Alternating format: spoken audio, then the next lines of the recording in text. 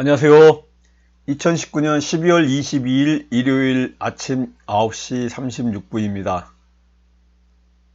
지난주에 공유물 분할 소송에 대한 심층 연구 3편을 했어요. 오늘은 공유물 분할 소송 심층 연구 4편입니다. 이 공유물 분할 소송이 그냥 분할 소송만 하면 되는 줄 알았는데 이렇게 깊은 심층 내용들이 있습니다. 지난주에는 구분 소유적 공유 또 이러한 그 내용을 갖고 소유권 이전 등기 청구권 소송을 제기해야 된다라는 내용을 갖고 공부를 해왔습니다. 오늘은 조금 더 깊은 공부를 하려고 해요. 분할금지 약정이 있으면 공유물 분할 청구를 하지 못한다라는 제목을 갖고 오늘 공유물 분할 소송하고 분할금지 약정에 관련된 내용을 하려고 합니다. 먼저 이 공유물 분할 소송 심층 연구에 들어가기 앞서서 먼저 밴드를 잠깐 좀 보고 공부를 하도록 하겠습니다.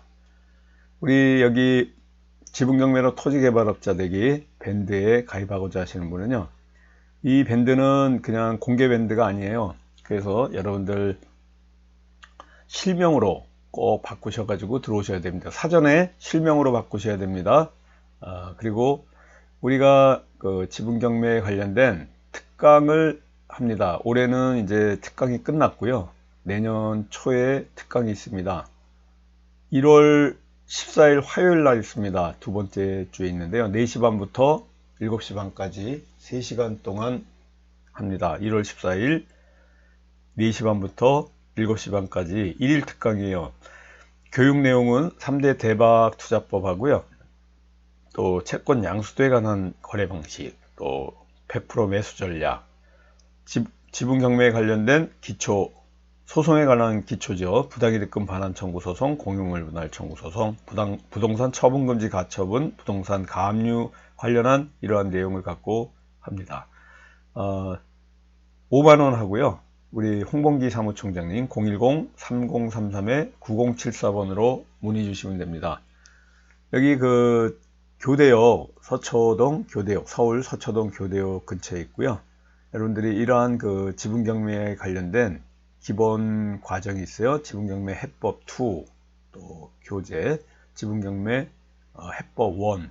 이 강의를 기본 강의를 또 듣고자 하시는 분들도 우리 홍범기 사무총장님 전화번호 010-3033-9074번으로 문의해 주시면 됩니다. 매주 수요일 날 수시 등록 가능한 실전반 과정이 있어요. 이 과정은 지금과 같이 우리 이런 공유물 분할 소송 심층 연구와 같이 아주 심층 분석해서 새로운 종목, 지분경매에 아주 심도 있는 예를 들어서 한 30% 정도까지 저감돼서 낙찰받을 수 있는 감정가 대비 30% 정도까지 떨어져 있는 물건을 낙찰받는 종목들을 어떻게 선정하는지, 이러한 그 물건을 또 어떻게 프로세스 과정을 거쳐서 해결해 나가는지에 관련된 이러한 그 3대 대박 투자법에 관련된 실전 과정입니다. 나홀로 소송도 당연히 가르쳐 드리고요. 물건을 이렇게 새롭게 여러분들이 선정하는 이러한 방법들 아주 심도 있게 공부합니다. 300만원 하고요. 6개월 과정입니다. 010-3033-9074번 홍범기 사무총장님 전화번호로 문의 주시면 됩니다. 온라인 과정도 있어요. 온라인 과정도 문의 주시면 됩니다. 그동안 해왔던 공부뿐만 아니라 앞으로 하는 온라인 교육까지 시간적으로 공간적으로 멀리 계신 분들이 이제 하는 거예요. 똑같은 강의장에서 하고 있습니다. 자, 여기까지 밴드 설명을 좀 드렸고요. 여러분들하고 더 깊은 공부하는 공부에 좀 들어가도록 하겠습니다. 이 우리 공유물 분할 소송, 오늘 분할금지 약정에 관련돼서 말씀을 드리고 있는 거고요. 이 공유물 분할 소송 기본적인 사항들이 이 지분경매로 토지개발업자 대의 교재에 있습니다. 73페이지를 계속해서 심층 연구 지금 하는 거고요. 요 내용은 목적물가하고 건물 시가표준 내는 방법에 대해서 이제 써져 있고요.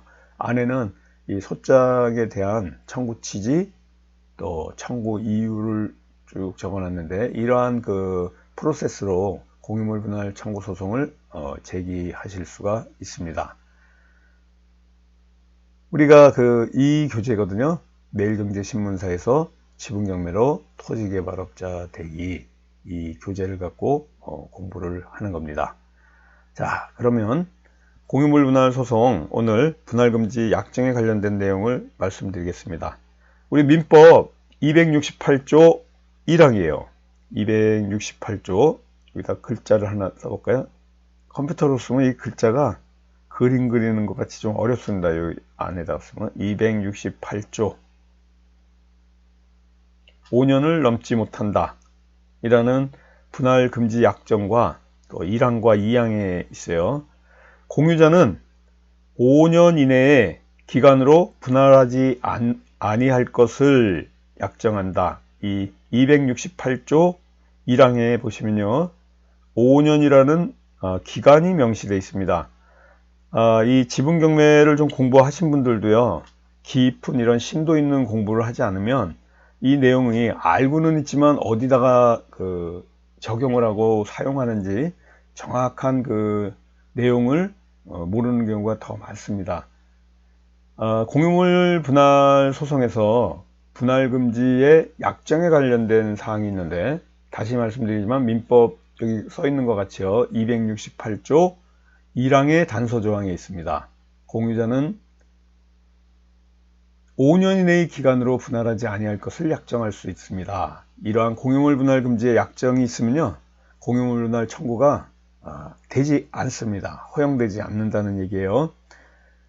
그러면 또 걱정이 되네요. 여러분들이 혹시 이거 내가 공유물 분할 소송을 하려고 지분 경매 물건을 법원으로부터 낙찰받았는데 그 물건이 공유물 분할 금지 약정 기간에 있는 거 아닌가, 이러한 의문이 들 거예요. 좀 이따가 그거에 대해서 좀 더 들어보시면요, 제가 말씀을 드릴 겁니다. 결론은 걱정 안 하셔도 돼요. 어떠한 법리로 걱정 안 해야 되는지 순서대로 말씀을 드릴게요.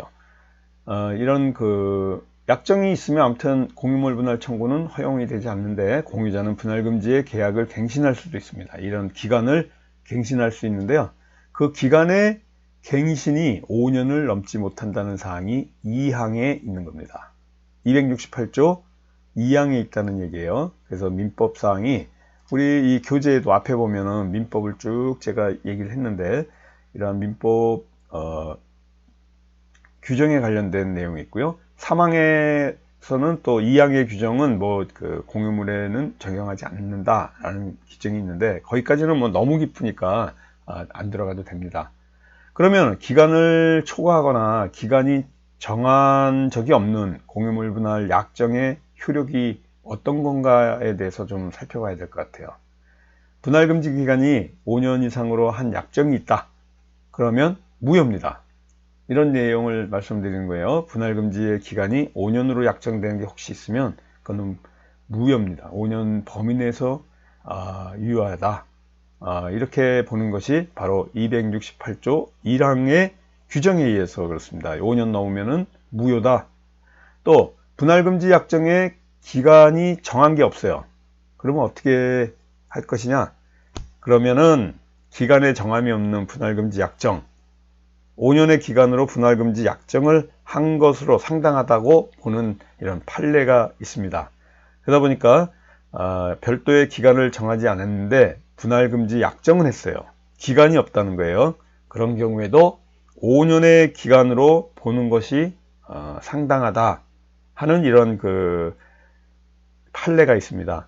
판례 내용까지는 딱 떨어지게 그 판례로만 된 건 없고요. 이런 재산분할 소송, 상속인에 관련된 재산분할 소송, 상속재산분할 소송이 심판사건이죠. 지난주에 말씀드린. 그래서 대법원에서 상속재산분할 심판사건에서 이런 기간을 정하지 않았을 때 5년 기간으로 분할금지 약정한 것으로 본다. 이러한 판례가 있습니다. 자, 조금 전에 분할금지 약정에 내가 분할금지 약정을 하지 않고 그냥 경매에서 지분경매 물건을 샀는데 그 물건이 타 공유자들이 전부 분할금지 약정을 했습니다. 예를 들어서 그런 경우에는 무효예요. 왜 그러냐면 자기들끼리만 그 당사자들끼리만 유효하고 나하고의 관계, 내가 낙찰자인 경우에 낙찰자가 약정하지 않으면 나한테는 무효입니다. 그래서 분할금지 약정은 공유자 전원이 해야 그 공유물 분할 청구 소송을 하지 않을 수가 있어요. 그런데 일부 공유자들, 나 빼고 나머지 공유자들이 공유물 분할 금지 약정을 체결했다. 그런 경우에 분할금지 약정 체결 안 한 나는 공유물 분할 소송을 제기할 수 있습니다. 한마디로 분할금지 약정은 공유자 전원이 해야 공유물 분할 소송을 전체가 다 할 수 있고요. 나를 빼고 자기들끼리 했다 그래서 제가 원고인 낙찰자인 나는 공유물 분할 청구 소송을 할 수 없다. 이런 규정은 무효입니다. 그래서 공유자 전원이 하지 않은 분할금지 약정의 효력 자체가 무효냐? 이 약정 당사자들끼리, 타 공유자들끼리는 유효하고 분할금지 약정을 한 공유자 스스로는 자기들끼리는 원고가 돼가지고 공유물 분할 소송 이렇게 한다. 예를 들어서 자기들끼리 공유물 분할 청구 소송을 냈다. 그럼 그 기각 나옵니다. 공유물 분할 청구 소송에 기각이 나오고요. 내가 공유물 분할 청구 소송을 할 때는 괜찮습니다. 이러한 것까지 오늘 공유물 분할 소송에 대한 심층연구 4편, 지난번 1, 2, 3편까지 기초적인 얘기를 했고요. 조금 여러분들이 실력이 좀 향상이 됐다고 생각하고, 또 이 방송을 듣는 분 중에는 우리 실전반 연구 과정에 있는 분들도 있어요. 그래서 여러분들이 더 깊은 이러한 내용들까지 제가 알려드립니다. 우리 매주 수요일 날 하는 이 지분경매 실전반 과정 6개월 과정에 있는 공부는요, 지금 이런 공개된 일반 유튜브 방송에서도 이러한 공유물 분할 소송에 관련된 심층 연구에 관련돼서 이같이 깊은 내용까지 말씀드리는데요, 실전반에서는 이거보다 더 깊은 아주 다른 사람, 타인은 따라올 수 없는 정도의 경지에까지 알려드립니다. 소송에 관련된 전반적인 내용은 물론 이러한 판례, 또 실제 물건, 또 실전에서 대응했던 여러 실전만의 선배들이 겪어왔던 그러한 소송과 실전 물건을 갖고 직접적으로 투자를 할 수 있도록 그러한 물건과 법리를 알려드리고 있습니다. 자, 오늘 그러면 더 깊이 나간다 그러면요, 조금 더 깊이 나가 볼까요? 공유지분을 분할금지 약정이 있어요. 근데 공유지분에 예를 들어서 서로 이렇게 양도를 하는 경우도 있을 거 아닙니까? 예를 들어서 이 경매 물건이라고 생각하지 말고요, 일반 물건이에요. 예를 들어서 A, B, C가 분할금지 약정을 했어요. 근데 A 지분을 B한테 예를 들어서 매매를 했습니다. 양도를 했어요. 그러면은 그게 B한테도 분할금지 약정이, A가 분할금지 약정을 했는데 그걸 B한테 넘기면 승계받은 B가 A의 분할금지 약정 효력이 유효한가라는 사항입니다. 굉장히 어렵죠. A하고 B하고 이렇게 C하고 분할금지 약정을 다 했어요. 그런데 A가 B한테 양도를 했는데 B가 A의 분할금지 약정에 대한 효력도 갖고 있느냐라는 거에 대해서 잠깐 여러분들하고 조금 어렵지만요, 이런 판례를 좀 말씀드리려고 그래요.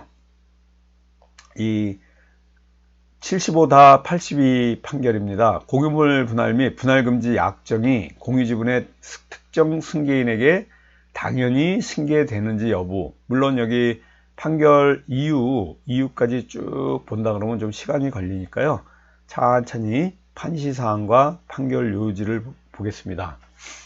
이게 판결 요지를 보면요, 결론은 승계될 수 없다라고 해서 승계 부정을 합니다. 판례에서 75년부터 나와 있는 건데요.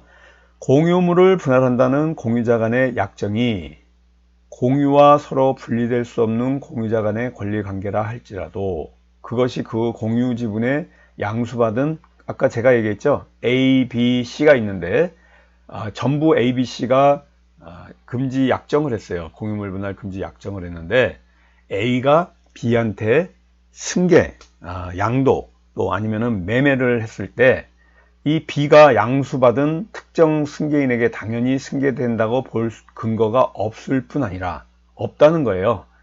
승계가 안 된다는 거예요. 공유물을 분할하지 아니한다는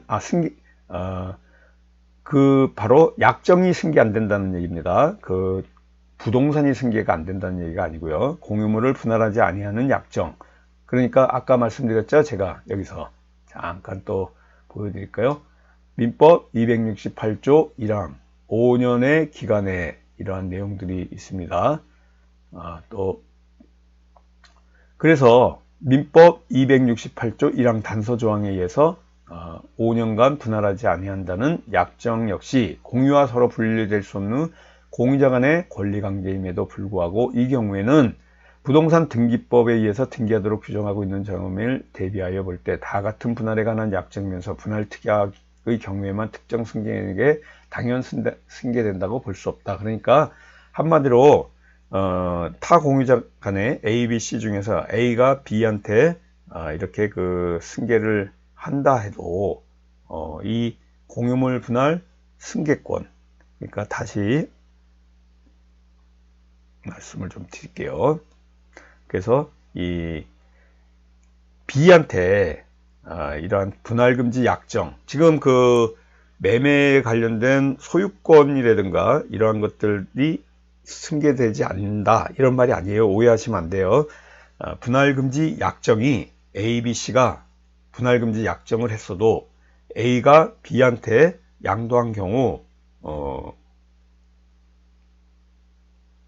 B가 분할금지 효력이 승계되지 않는다. 특정 승계에게 당연 승계된다고 볼 수 없다. 그러면 승계가 안 된다라는 이러한 그 판례가 75-82 판결로 이렇게 나와 있습니다. 그래서 다시 정리할게요. 분할금지 약정의 당사자는 결국 공유자 전원이 해야 목적이 달성할 수 있기 때문에 우리는 경매에서 낙찰을 받았다. 그랬을 때 타 공유자들이 분할금지 약정을 했더라도 그러한 그 부분은 다 무효이기 때문에 우리가 자유롭게 공유물 분할 소송을 제기할 수 있다는 이 사항이, 그걸 알려드리려고 제가 좀 말씀을 드린 거예요.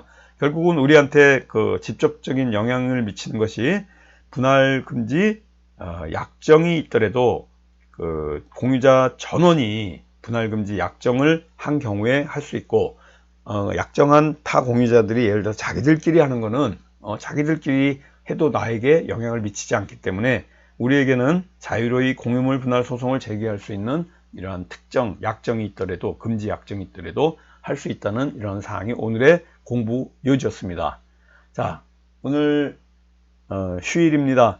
남은 일요일 휴일 잘 보내시고요. 다음 주에 또 공유물 분할 소송 심층 연구 5편에서 뵙도록 하겠습니다. 감사합니다. 안녕히 계세요.